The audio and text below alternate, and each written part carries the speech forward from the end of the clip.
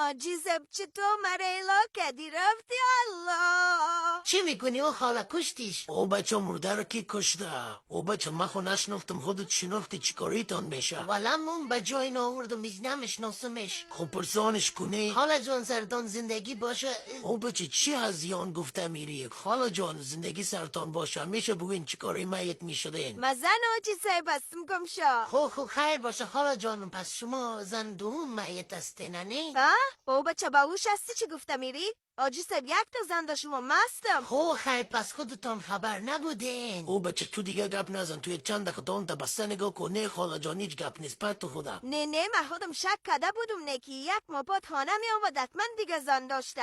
تو مری را بگو چند تا اولاد داره. تا جایی که ما خبر داریم از این زنش خود 12 تاست از طرف شما نمیفهمیم. الله کمرت بشکنه آجی که هفت کره و کتمه داری. نزن خاله جان نزن که گناه داره. تو بد کردی چه پاش.